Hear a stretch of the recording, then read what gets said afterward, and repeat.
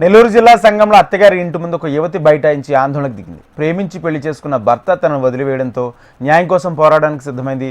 సంఘం గ్రామానికి చెందిన మన్సూర్ హైదరాబాద్లో ఒక ప్రైవేట్ బ్యాంకులో ఉద్యోగం చేస్తున్నాడు.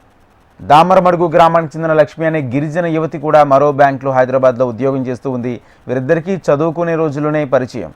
ఈ క్రమంలో హైదరాబాద్లో ఉద్యోగాలు చేస్తున్న సమయంలో సన్నిహితంగా ఉంటున్న ఇరువురు ప్రేమగా మారి 4 ఏళ్ల పాటు ఇద్దరూ కలిసి సహజీవనం చేశామని లక్ష్మి తెలిపారు.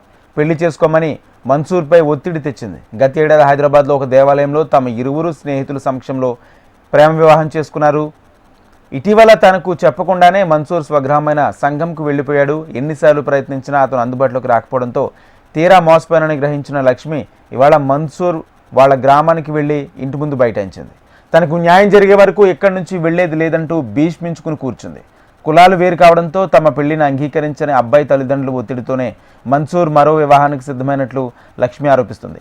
ఎలాగైనా తన భర్తను తనతో పాటు పంపాలని వారిని లక్ష్మి వేడుకుంటుంది. పేరు లక్ష్మి అన్న, మా ఆయన పేరు షేక్ మన్సూర్. దూదేకుల వాళ్ళు. మేము 6-7 ఇయర్స్ ఇష్టపడి హైదరాబాద్లో మేము పెళ్లి చేసుకున్నాము. లివింగ్ ఉన్నాము ఒకే దగ్గర 1.5 years 2 years లివింగ్ ఒకే రూమ్లో ఉన్నాము. ఆ విషయం మా వాళ్ళకి తెలుసు, వీళ్ళ వాళ్ళకి కూడా తెలుసు. మాకేంటంటే మా అబ్బాయి ఏమంటే నన్ను మంచిగా ఉంది పెళ్లి చేసుకుంటా అని చెప్పేసి కొన్ని గొడవల వల్ల పెళ్లి చేసుకున్నాడు. కానీ ఇప్పుడు నాతో మా ఆయన ఉండట్లేదు. దానికి కారణం అంతా వాళ్ళ అమ్మ, వాళ్ళ నాయన, వాళ్ళ అన్న, వాళ్ళ ముగ్గురే. పక్కన ఎవరైనా సరే ఇది తప్పు అనే చెప్తున్నారు, కానీ వాళ్ళ అమ్మ వాళ్ళ నాయన మా హస్బెండ్కి చెప్పట్లా. ఒకటే ఏం చెప్తున్నారంటే వదిలేసి వచ్చే అమ్మాయిని వద్దు, ఆ క్యాస్ట్ మనకు వద్దు అంటున్నారు. క్యాస్ట్ ప్రాబ్లం ఉంటే ఫస్ట్లోనే ఉండాలి, కానీ ఇంత దూరం వచ్చిన తర్వాత ఇప్పుడు నాకు ఎవరు చేసుకుంటారు? రెండో మ్యారేజ్ నేను చేసుకోవాలా? ఇప్పుడు ఆయనకేమో ఫస్ట్ మ్యారేజ్ చేయాలని ఆల్రెడీ మాట్లాడేసుకున్నారు. ఈ విషయం ఇట్లా జరుగుతున్నా సరే ఈ అమ్మాయి గురించి మన బంధువులకి ఎవరికి తెలియదు. సో మన క్యాస్ట్లో చేసుకోవాలనేసి ఆత్మకూరులో వాళ్ళ బంధువులు ఎవరినో మాట్లాడేసుకున్నారు వాళ్ళు. సో నాకు మాత్రం న్యాయం జరగాలి. మా హస్బెండ్ ఇక్కడికి రావాలి.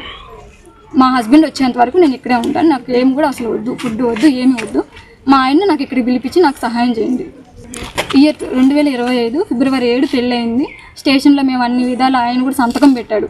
నా భార్య నేను తనకి మొత్తం చూసుకుంటాను. వీళ్ళు ఏంటంటే ఇక్కడికి వచ్చిన ప్రతిసారి వాళ్ళు పెద్ద మనుషులు, వీళ్ళు పెద్ద మనుషులు అని నన్ను తిప్పుతున్నారు, కానీ వాళ్ళ కొడుకుని తిప్పట్లేదు అసలు.